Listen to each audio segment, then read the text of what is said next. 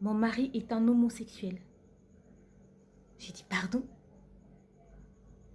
Et on a 2 enfants, 7 ans de mariage.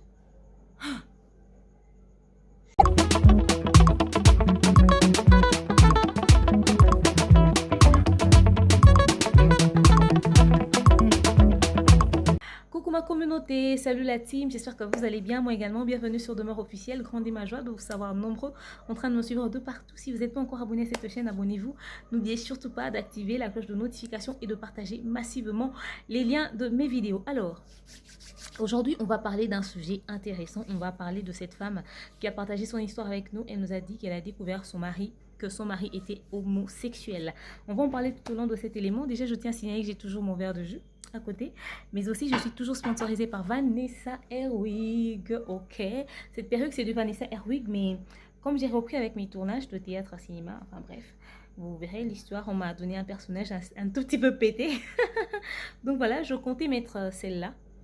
C'est des vrais, hein, des vrais de chez vrai. Ok, c'est du Vanessa Herwig, j'ai pas encore coupé ça, donc je vais l'appeler demain matin avant de sortir pour qu'elle m'aide à couper. Et puis voilà, très bien, très propre, hein.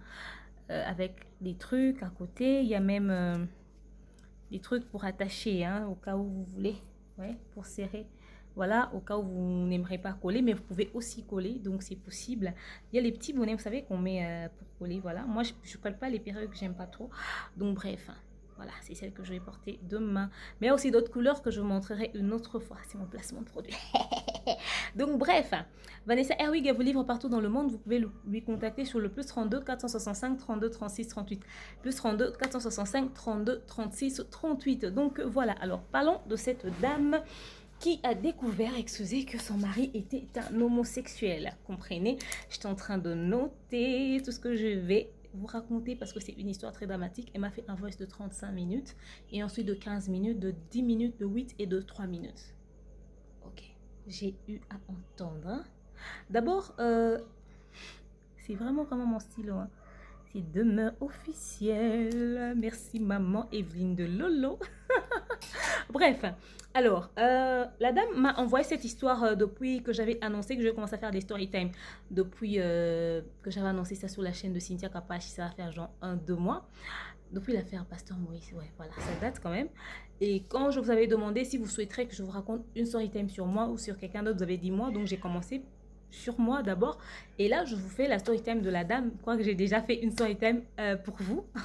Je vous ai raconté qu'est-ce qui s'est passé quand j'ai eu mes règles pour la première fois. Je vous mettrai aussi cette vidéo-là parce que c'est un sujet quand même tabou que beaucoup de personnes n'aiment pas aborder dans notre communauté. Bref, revenons sur le sujet de la dame qui a découvert que son mari était un homosexuel. Lorsqu'elle me l'a dit, j'ai été choquée. Mais pour la petite histoire, au fait, ils se sont rencontrés comment? Pour qu'elle découvre que son mari est un homosexuel. Ils ont fait 7 ans de mariage, pour ceux qui ne le savent pas. Elle travaillait dans une agence où elle était secrétaire. Alors un jour, elle a quitté, elle venait de commencer le boulot, elle a quitté. Comme elle était secrétaire, on lui rechargeait genre 20 dollars, 30 dollars de crédit et tout.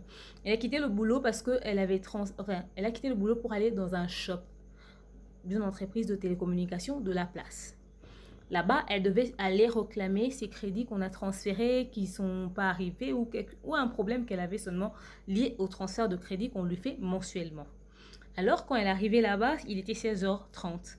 Elle a trouvé le monsieur qui est son mari, on va l'appeler Tom, et elle, on va l'appeler Lisa, qui était là aussi, qui était venu avec son iPhone pour qu'on lui fasse un transfert de données de son ancien iPhone vers son nouvel iPhone parce qu'il devait donner son ancien iPhone à sa petite sœur.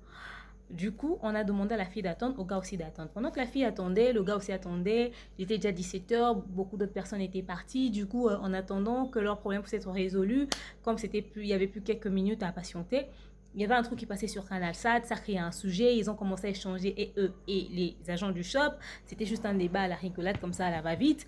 Et bref, le gars a dit à la fille, écoute, j'aimerais garder contact avec toi. Compris, excusez, je suis en train de changer de position.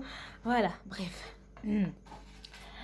Donc, je voudrais garder contact avec toi, qu'on puisse parler, être amis et tout. Et tout. La fille a dit, bah, pas de problème. C'est possible qu'on puisse garder contact. Il a remis à la fille sa carte de visite. La fille a découvert que le gars travaillait à la banque, dans une grande banque de la place. et qui n'était pas n'importe qui là-bas, hein, qu'il était vraiment quelqu'un, hein, ok? Alors, il a demandé à ma fille, je peux aller te déposer? Excusez, la fille a dit non, non, non, écoute, je suis avec une copine à moi qui arrive, ok? On a des trucs à faire, ça sera pas important. Ok, pas de problème, on garde contact. Ils ont commencé à se voir, à se fréquenter, à s'appeler. D'ailleurs, quelques mois après, c'était l'anniversaire de la fille. Il a même organisé un anniversaire surprise dans un endroit chic pour la meuf. Et puis après, ils ont continué. Et au bout d'une année, il a fait une demande en mariage à la fille. Donc la fille avait son jackpot, quoi. Vous n'avez pas idée de comment sont les gars de la banque, hein.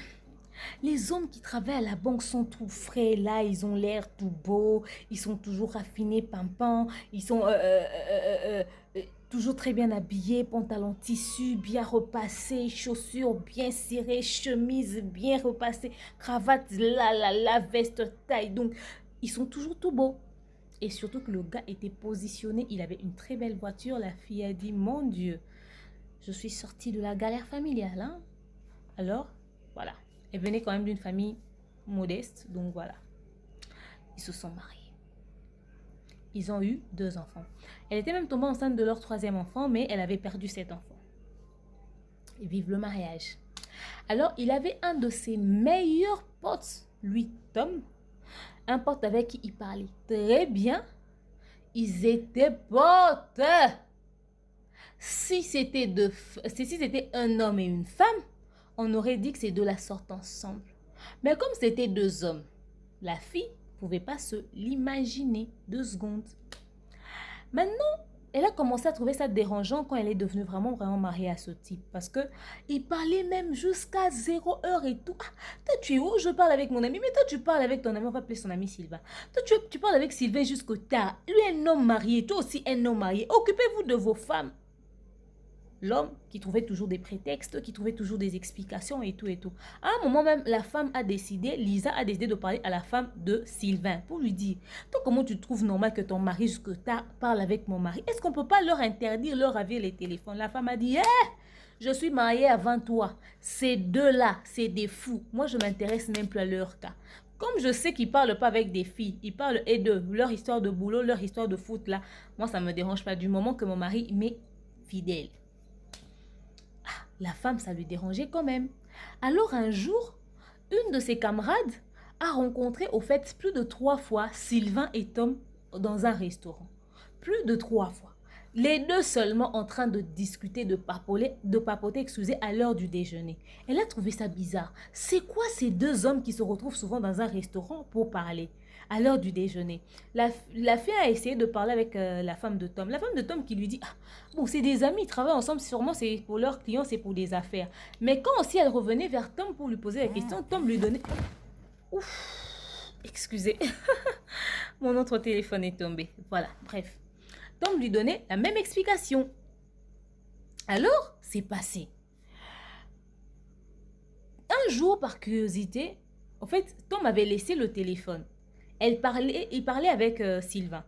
Il avait déposé le téléphone, il est allé prendre un truc à boire. Sa femme est sortie de la chambre pour venir au salon pour savoir, mon mari fait quoi jusqu'à 7 heures, j'ai besoin de lui, il fallait qu'on parle d'un sujet en chambre. Elle sort au salon, elle trouve le téléphone de Tom, mais Tom n'est pas là. Ça a clignoté, genre le message venait d'entrer. Elle met un œil, le clavier n'était pas encore verrouillé. Elle met un œil sur le téléphone.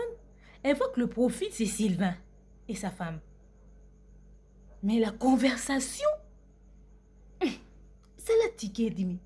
C'est quoi cette conversation? Elle a même dit, sûrement que c'est la femme de... Ça va pas être la femme de Sylvain comme ça qui parle avec mon mari. Et moi, j'ai toujours pensé que c'était Sylvain. Mais quand elle clique sur le voice qui a été envoyé à son mari, elle entend la voix de Sylvain. Ça l'a tiqué. Son mari l'a trouvé avec le téléphone. Comme c'était les 3 premières secondes, elle n'avait pas très bien compris qu'un autre homme dise à un autre homme, chou, tu sais, directement si Tom est apparu. Elle a trouvé ça bizarre. Elle dit, mais c'est quel genre de conversation que vous avez au fait?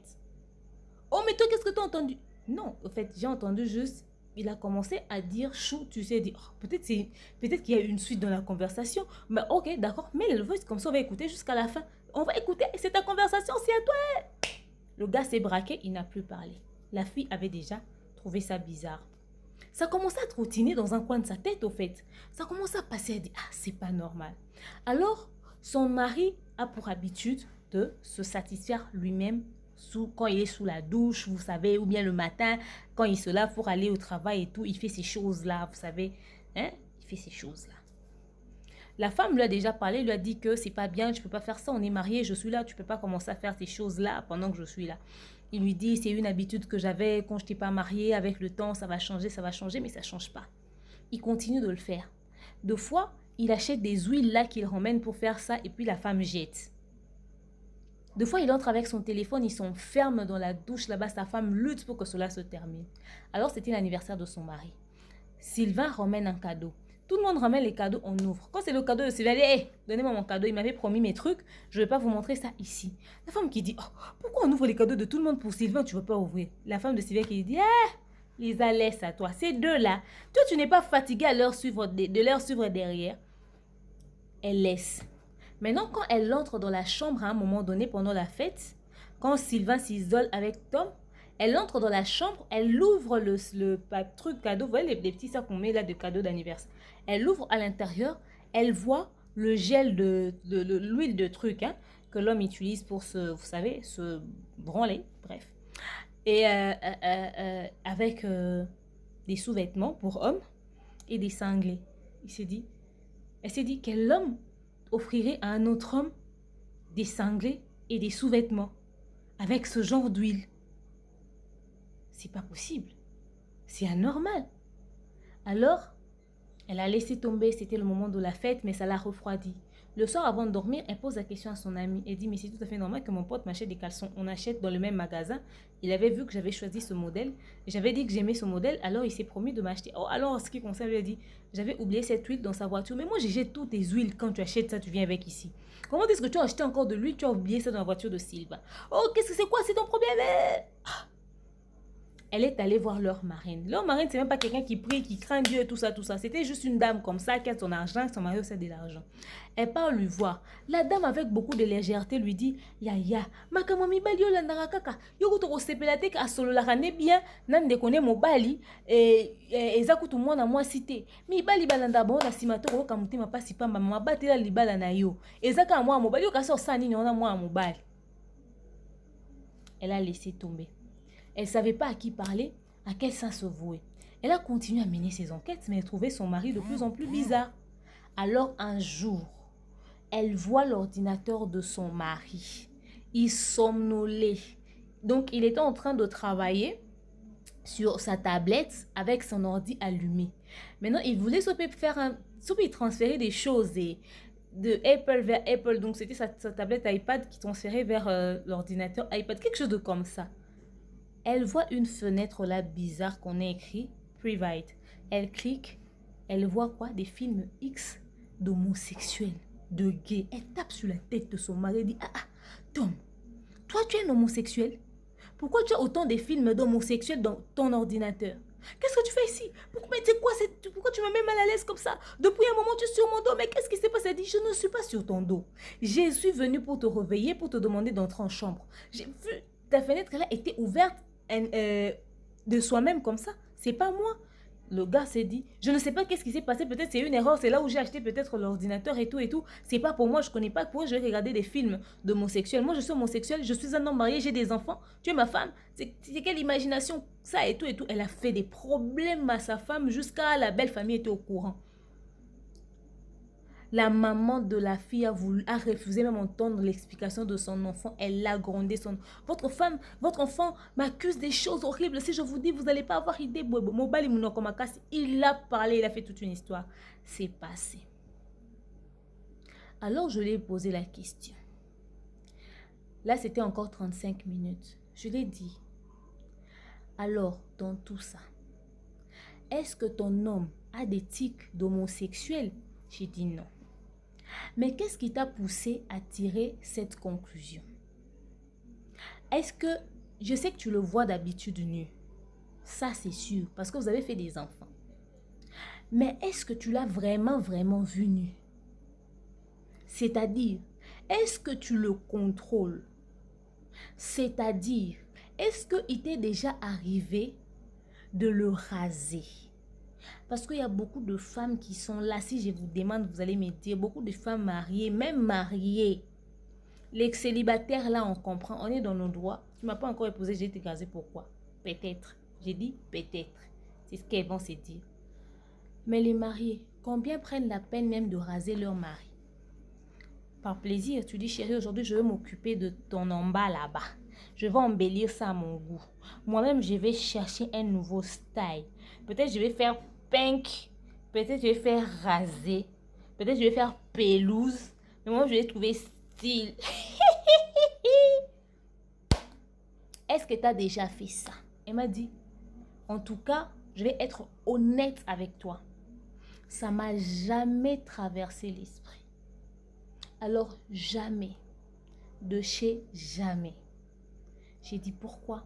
Elle m'a dit, quel homme est-ce que toi tu vas raser? Mon mari, quand il se lave, il est mon mari, mais j'entre pas. Hein. Il ferme la porte. Hein. Je te dis, il se fait ces trucs là-bas. Il n'aime pas que je sois là. Je peux être en chambre, je dors, il se lave pour aller au travail, mais je l'entends gémir. Hein. Parce qu'il entre. Et puis les gémissements qu'il fait quand il fait ça seul. Il n'a jamais fait ça quand on est avec lui au lit. Je prie toujours, je dis, Seigneur, un jour ça va s'arrêter, un jour ça va s'arrêter. Heureusement qu'au lit là-bas, il assure. Quand il le fait bien. Mais tu sens que la concentration qu'il a quand il fait ces trucs-là seul, il ne l'a pas avec moi.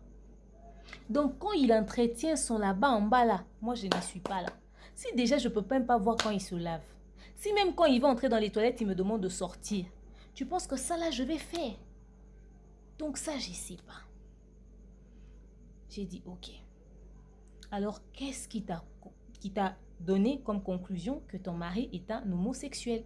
Parce que si tu ne l'as jamais rasé, donc tu ne l'as pas bien vu, quoi. Tu ne l'as pas bien vu.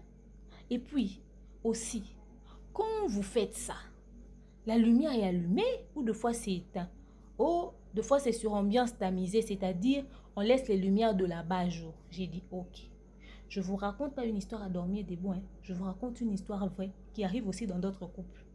Elle, au moins, elle a eu le courage de nous raconter ça. J'ai dit, ok, explique-moi. Elle me dit, c'est lumière tamisée, les lumières des abat-jours. J'ai dit, ok.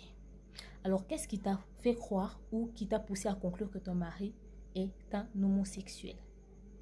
Elle me dit, quand j'ai commencé avec mon mari, un jour, il m'a dit qu'il avait des problèmes d'hémorroïdes, etc., etc. Alors, dans nos débuts, hein, dans nos fiançailles, parce qu'il voulait pas, il disait qu'on va faire ça après le mariage et tout. À un moment donné, j'ai trouvé ça bizarre. Je lui ai dit, mais pourquoi tu veux toujours qu'on fasse ça après le mariage? J'ai dit, bon, c'est vrai, c'est ça, mais aussi j'ai des problèmes d'hémorroïdes énormes et tout. Je suis en train de suivre un traitement, ça a duré longtemps, etc., etc. Alors, un jour, dans leur mariage, quand elle a commencé à suspecter son mari, des mois plus tard, elle était même fatiguée de suspecter. Elle a même oublié cette histoire. Donc, elle dit, n'a vivre caca. Ils ont à supposition et à fruit à imagination. Mais les conversations qu'elle avait vues dans le téléphone de Sylvain et de Tom étaient restées dans sa tête.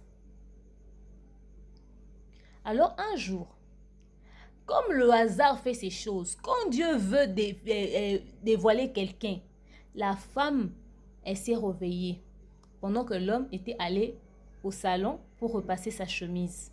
Avec son essuie autour de la hanche, il est parti repasser sa chemise. Il revient, la femme était dans les toilettes. Alors, quand il revient, il ne savait pas, il sait seulement dans sa tête que la femme dort encore. Il a juste vu les draps, il n'a pas fait attention. Il a commencé à mettre sa lotion sur lui. Il a tourné le dos à la toilette de leur salle de bain qui se trouve dans la chambre. La femme qui sortait de la salle de bain, elle était en train de, voyez, elle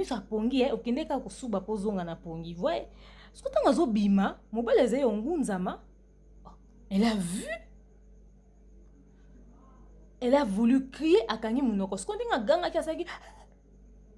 Le mari a sursauté, il a directement pris l'essuie, il s'est dit, mais qu'est-ce qui se passe, qu'est-ce que tu fais derrière mon dos? La fille a dit, j'étais pas derrière ton dos, je sors des toilettes. Il dit, mais pourquoi t'as crié comme ça? Elle dit, mais attends, dis-moi, qu'est-ce que je vois? Mais tu vois quoi? Où l'homme a commencé à se dire, non, non, non, non, non, sur toi, mais sur moi. Où? Elle dit, derrière. L'homme a compris. Mais de quoi tu parles? De quoi tu parles? De grand matin comme ça, de quoi tu parles? La fille a dit, qu'est-ce qui se passe? Ton anus, c'est quoi cette plaie que je viens de voir? C'est pas une plaie, j'ai toujours dit que j'avais un problème d'hémorroïdes. Il a commencé à crier, à parler, à s'énerver. La femme a dit, j'ai entendu parler de l'hémorroïde. J'ai entendu parler de ces choses. Mais une plaie aussi énorme, j'ai jamais vu. Donc toi, tu surveilles toutes les personnes qui ont l'hémorroïde maintenant. Que tu appelles mon médecin, que je te donne le numéro de Sylvain, que je vais... Ah, d'accord. Parlons de Sylvain. C'est quoi ta relation avec Sylvain? Comment Sylvain peut savoir ce qui se passe sur ton dos, dans ton anus là-bas? Asutuki n'a panique. Il s'est énervé. Il s'est... Nzela. Il est sorti à la petite pantalon. Bon, kangi kutu ceinture. Ti abimi na ba chaussure na maboko ake kolata na mutuka. Il est parti. Il revient à 2 h du matin, ivre mort. La femme lui regarde. Qu'est-ce qui se passe? Dans une maison climatisée, le gars transpire. Il ne parle plus à la femme.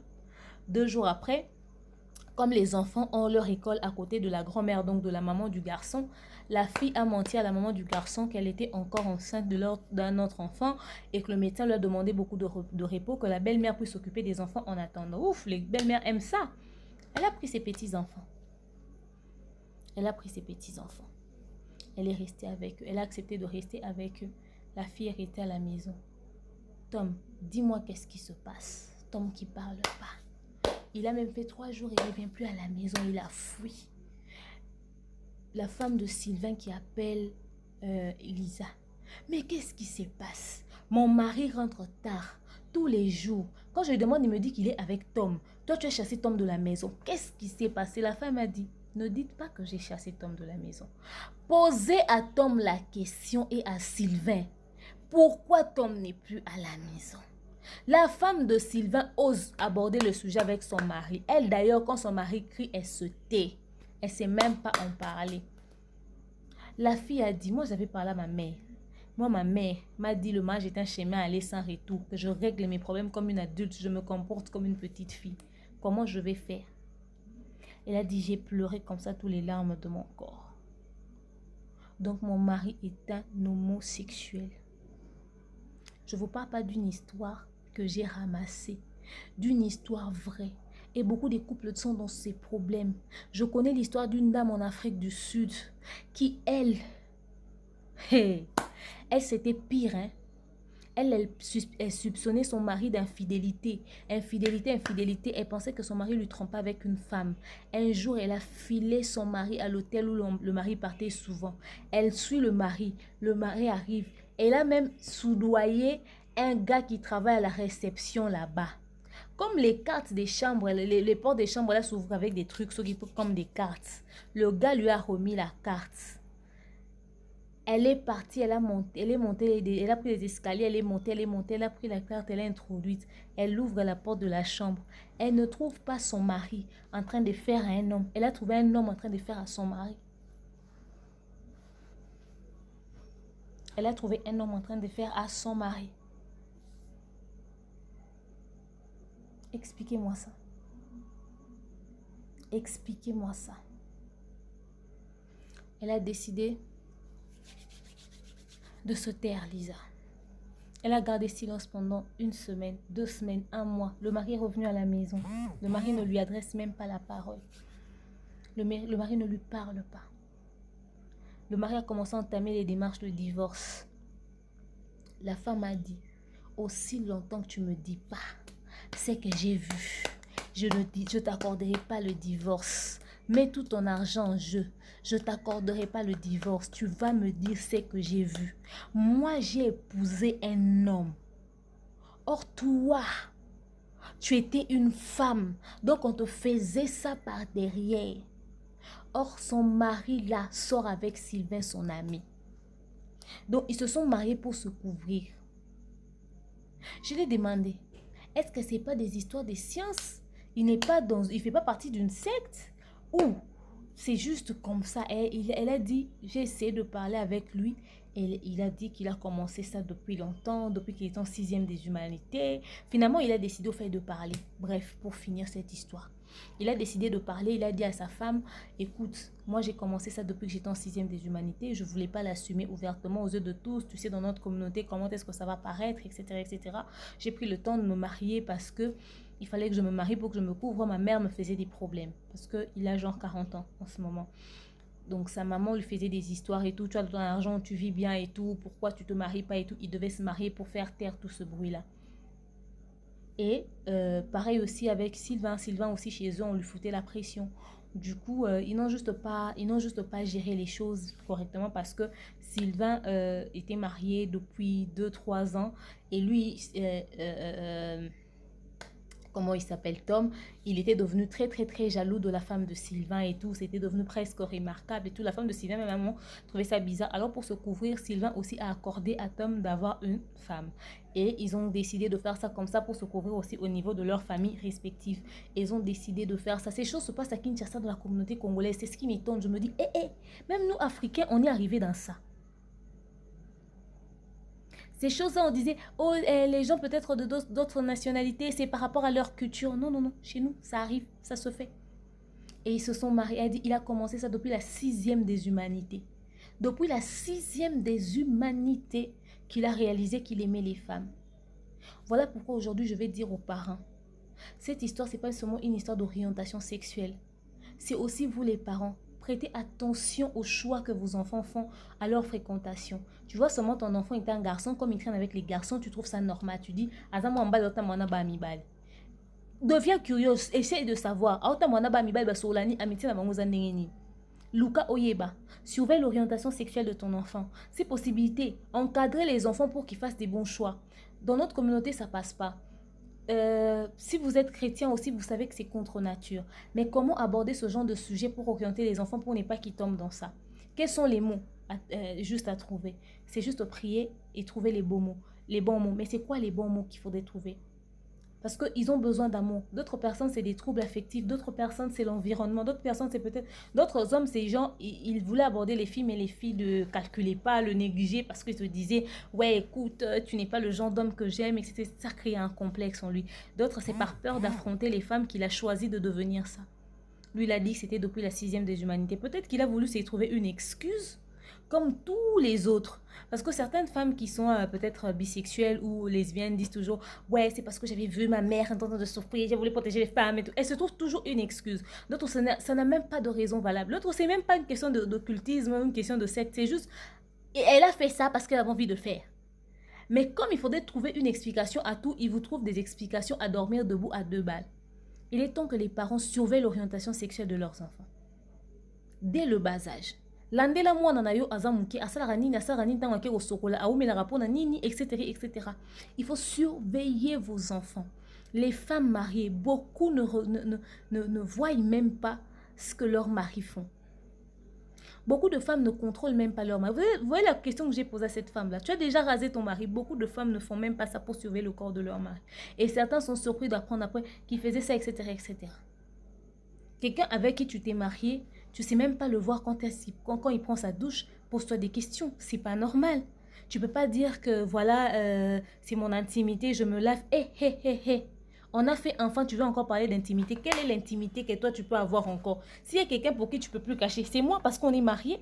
On a déjà enfant. On a un habit pour faire enfant. Mais quand il faudrait se laver, ça devient... Il y a des couples qui se lavent ensemble. Elle a dit, je réalisais ça en retard. J'ai suspecté des petites choses depuis longtemps. Mais je n'arrivais pas à le dire comme ça parce que je n'avais pas des éléments. Maintenant que j'ai des éléments, alors, on lui a demandé de divorcer. Ses parents, quand ils ont appris ça, ils lui ont conseillé de divorcer parce qu'ils ne peuvent pas accepter que leur fille vive dans ces conditions et tout. L'homme lui-même est prêt à divorcer, mais un encadreur spirituel l'a dit, tu sais, c'est des histoires spirituelles, tu peux prier pour le changer, tu sais, le mariage, etc. Moi... Selon moi, dans mon ressenti, au fait, c'est que si lui-même le concerné, il ne présente même pas l'envie de changer, il risquerait d'être un problème pour la fille. Il risquerait de faire un semblant de changement, peut-être qu'il va continuer dans ça. Peut-être que Dieu a voulu que cette fille découvre pour qu'elle aide son mari aussi à changer, à sortir de ces choses. Peut-être qu'Aza porte à changer à moi, à Mobaliwana.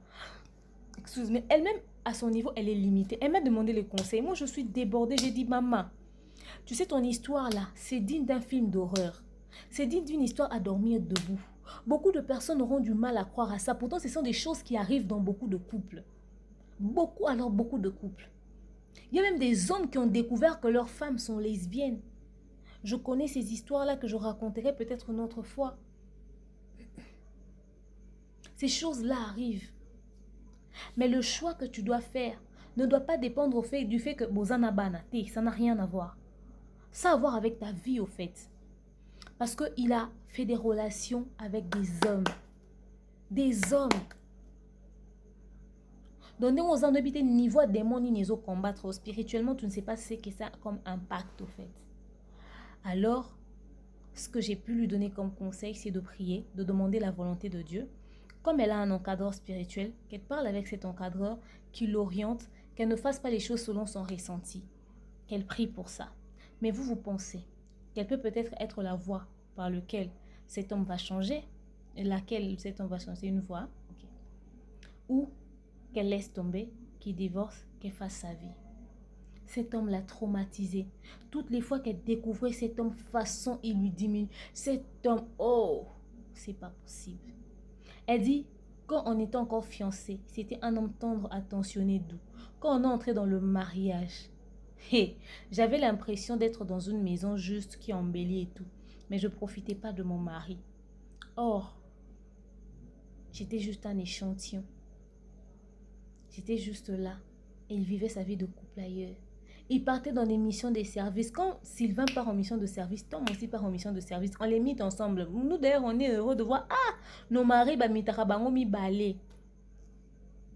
Donde to zabu to na sécurité. Oh, king elanga mbali, oh, pa king elanga mbali.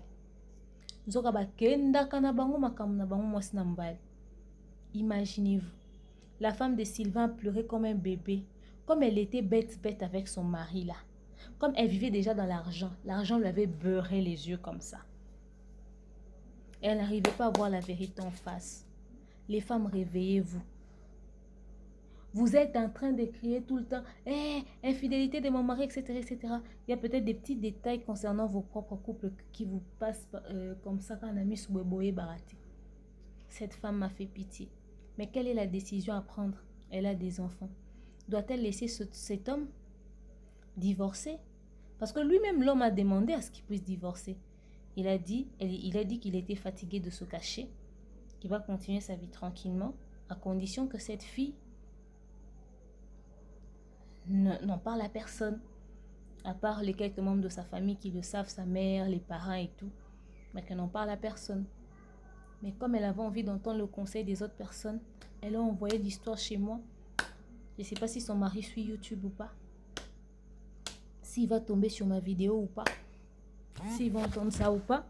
Ouf, c'est encore tombé. Heureusement que je suis arrivée pratiquement à la fin. Alors, dites-moi ce que vous pensez de ça. Qu'elle fasse quoi au fait? Qu'elle divorce? Qu'elle prie? Qu'elle continue dans son mariage? Qu'elle fasse quoi? Donnez-moi votre point de vue au fait. L'argent ne fait pas le bonheur. Parce qu'elle a tout ce qu'elle a. Mais elle n'était pas heureuse, elle n'était pas épanouie. Et surtout quand elle a découvert ça, elle est encore la femme la plus malheureuse. Mais qu'est-ce que vous pensez de ce mariage? Est-ce que ça peut encore exister? Est-ce que ça peut encore continuer? Marié, mais quand j'y pense, je me dis qu'il faudrait être suffisamment prêt et avoir des nerfs suffisamment solides pour pouvoir tenir un mariage. Le mariage cache beaucoup de choses. Le mariage cache beaucoup de choses. Dites-moi ce que vous en pensez. Je vous aime, je vous porte dans mon cœur. Je vous dis à très prochainement. Bisous, bye.